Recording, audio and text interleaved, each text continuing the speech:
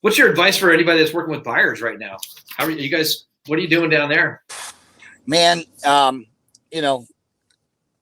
we don't need to go into how frustrating it is. So the solution that I would say the best advice that I could give someone who's working with multiple buyers is the obvious is to educate as much as possible up front and explain, what they're going to experience before they experience it.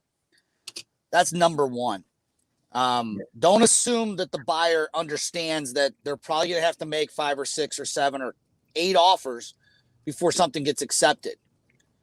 That's the first bit of advice. That's great advice. Yep. The second bit of advice I would give is if you can become a cash buyer somehow, if you have a relative that's sitting on, a few $100,000 in their savings account that's not doing anything for them, I would ask them and say, hey, I'd make them an offer and say, hey, look, what I'd like to do is I'd like you to finance the purchase of this property so that I can be a cash buyer. I'll pay you a couple points on the deal. It's better than what's going to do sitting in your bank account. And then obviously you just want to make sure that you can refinance that out, now, not that's not going to be a solution for everybody, but you got to think outside the box in situations like this.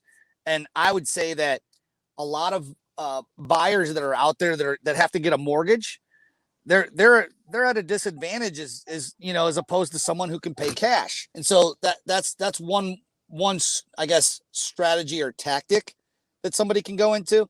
And if that's not an option,